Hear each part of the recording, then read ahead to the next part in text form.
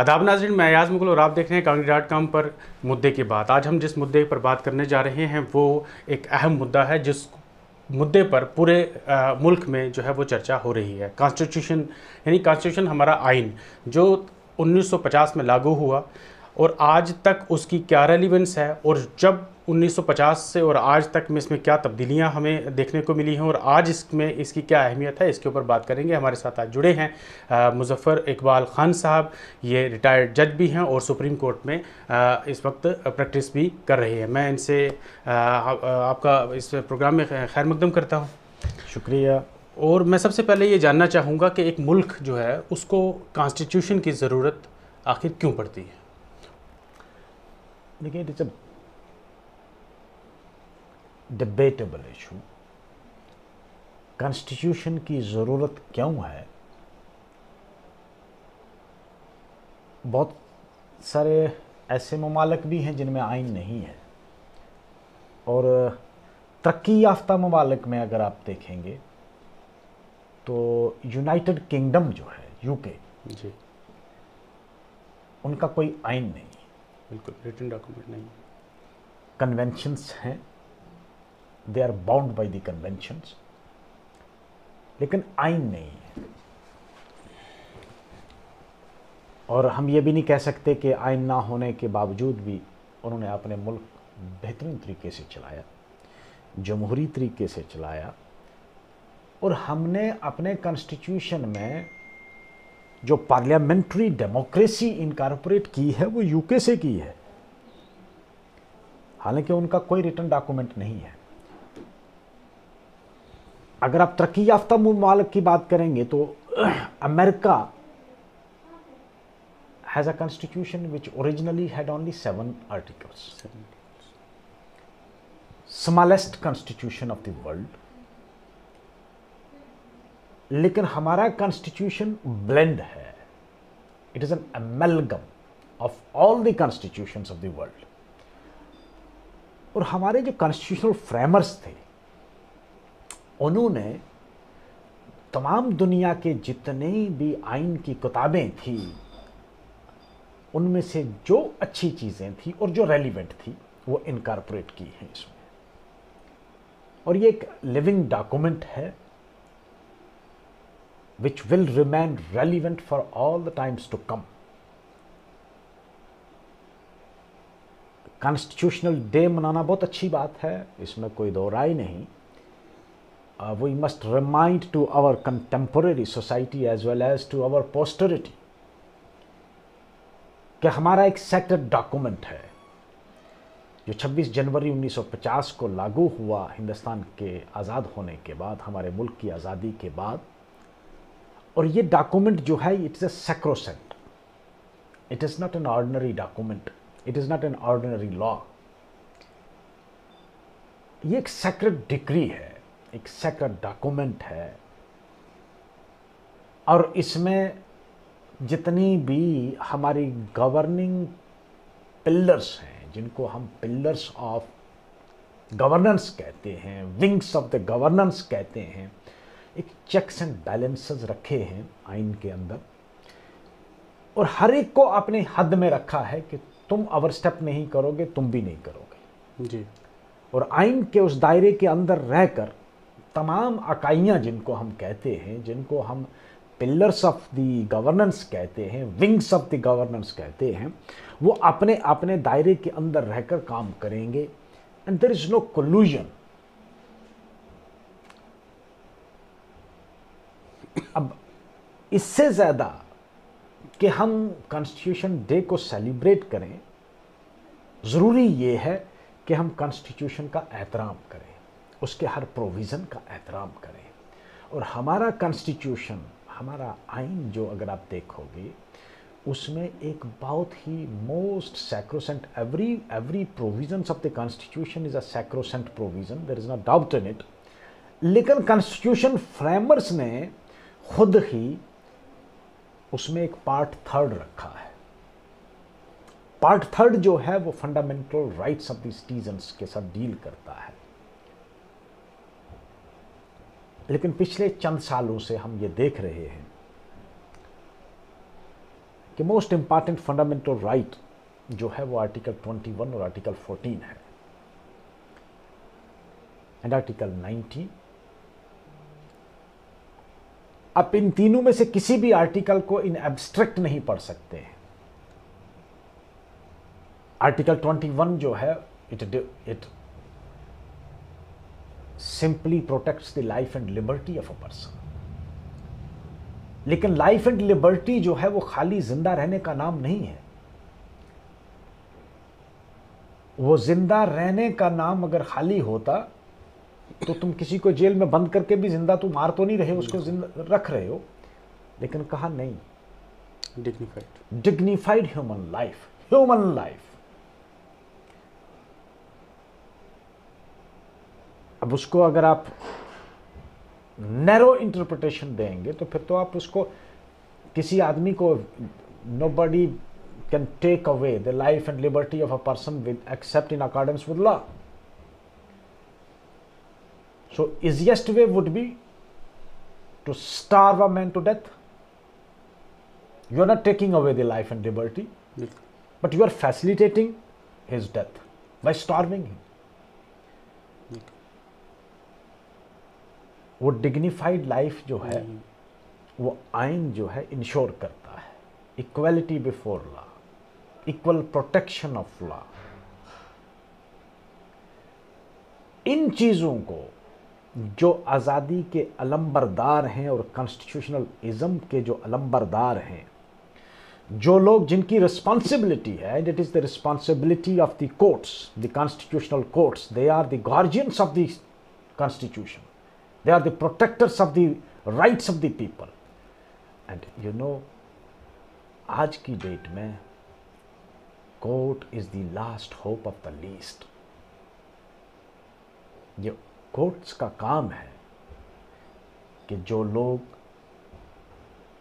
जिन लोगों को आज़ादी इजहार और ख्याल जो है उस पर भी कदगन लग गई, उनकी लाइफ एंड लिबर्टी पर कदगन लगी है अगर, तो it is the responsibility of this vital wing, ने an essential wing of the democracy to protect the life and liberty and to protect freedom of speech and expression, which is a very sacrosanct and a vital, nay, the essential right of a citizen of a free country in a democracy, without which the life and liberty in Article 21 would be negated to a zilch.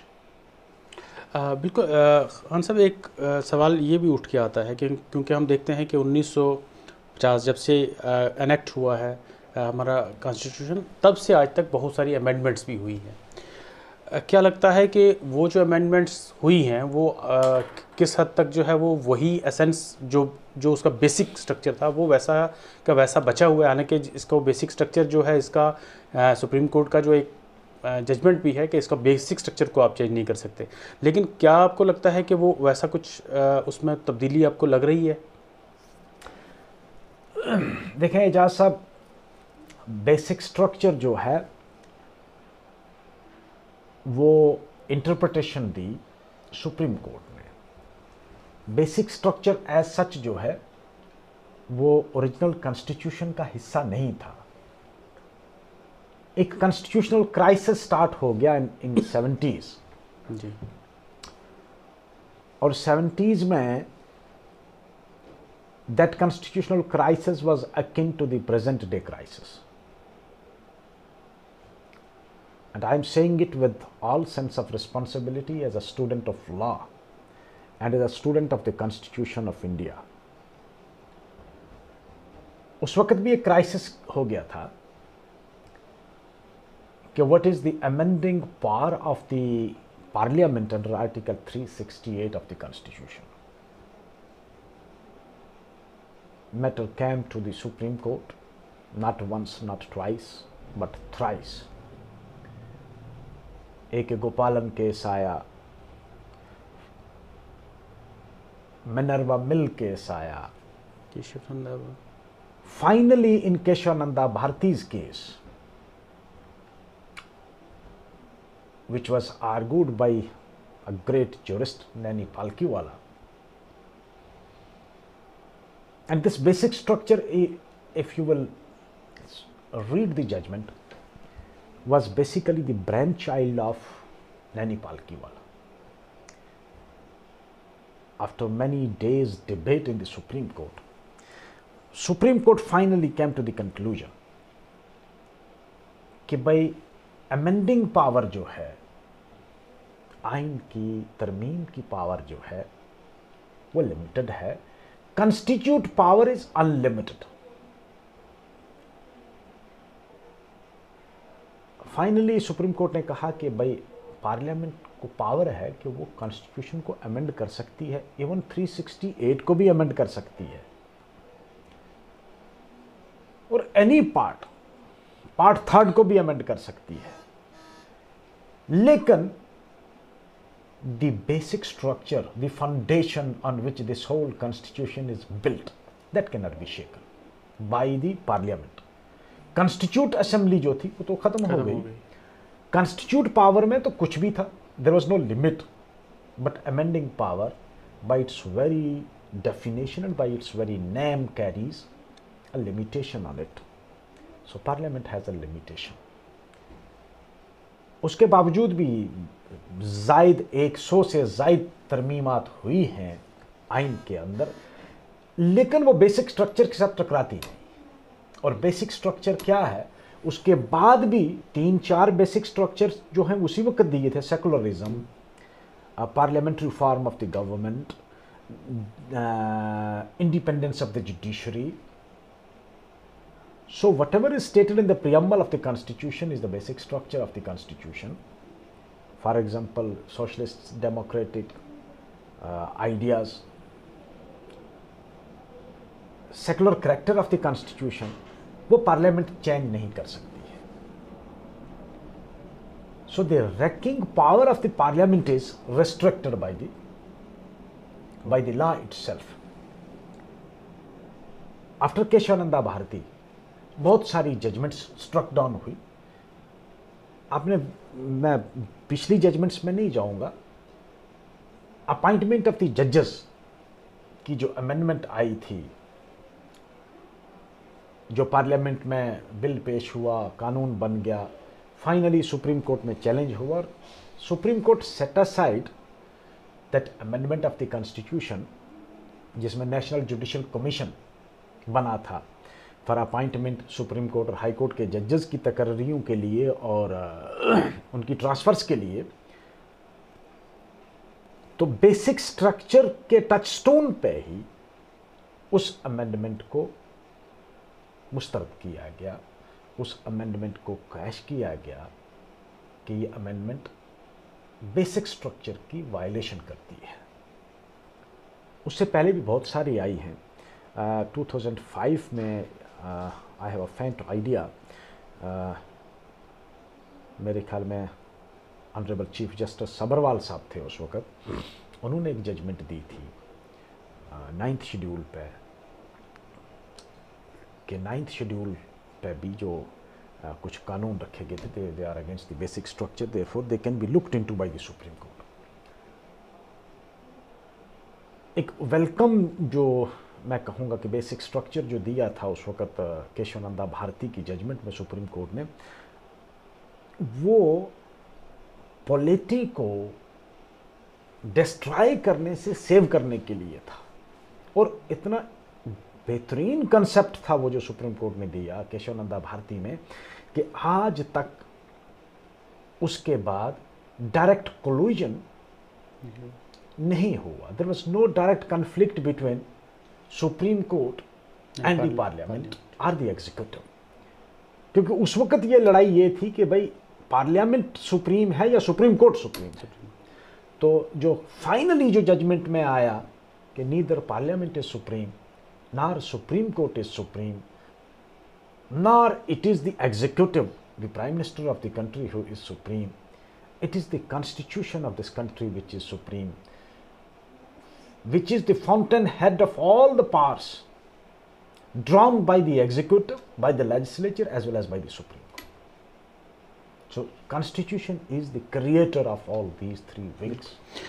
जी, एक सवाल ये है कि constitution एक document है, हम no doubt sacrosanct है, सबसे कह सकते हैं कि इम्पोर्टेंट डॉक्यूमेंट है, लेकिन दूसरा हिस्सा ये आता है कि इम्प्लीमेंटेशन।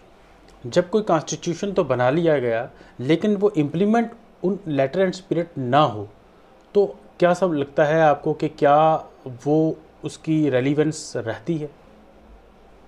देखो, कॉन्स्टिट्यूशन की रेलिवेंस हमेशा रहेगी।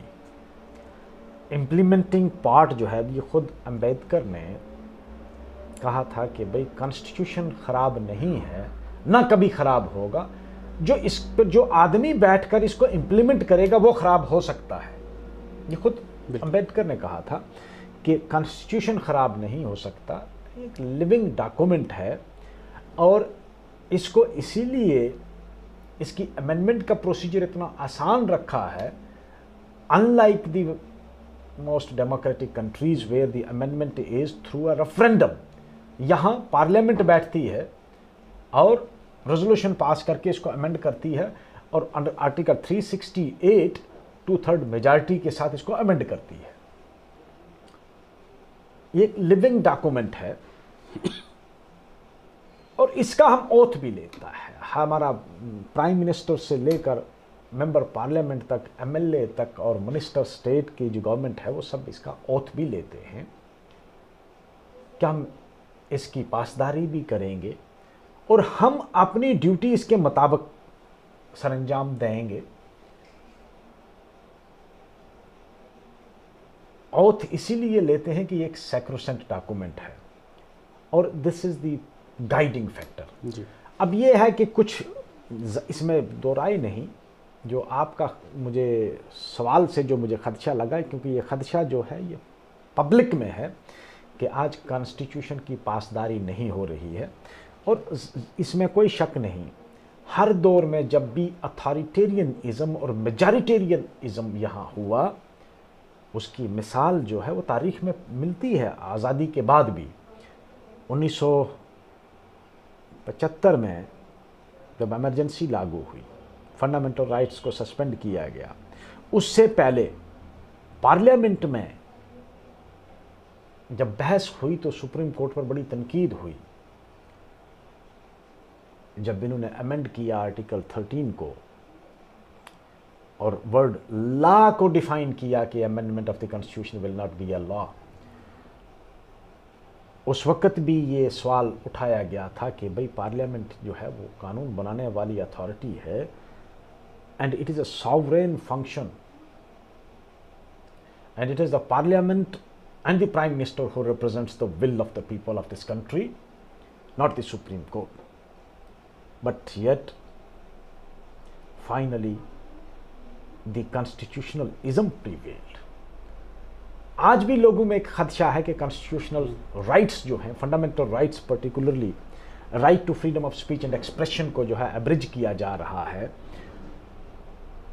और right to life and liberty article 21 जो है, इसमें कोई शक नहीं कि वांटन यूज ऑफ जो स्ट्रिंजेंट प्रोविजंस ऑफ लॉ हैं, जिस तरह पब्लिक सेफ्टी एक्ट है, सेडिशियस लॉ है 124A IPC, वो वांटनली यूज किया जा रहा है। एंड एट दिस स्टेज ये एक ऐसा दौर है कि मैं कहूँगा कि अदलिया को यहाँ के शहरियों के हकूक़ के तहफ़्फ़ुज़ के लिए आगे आना चाहिए, और मुल्क की अदलिया को, चाहे वो हाई कोर्ट्स हों या सुप्रीम कोर्ट हो, जहाँ कहीं भी आर्टिकल 21 की वायलेशन है, फॉर एग्ज़ाम्पल ये जो प्रिवेंटिव डिटेंशंस हैं, ये डायरेक्ट अटैक है on the personal life and liberty of a person.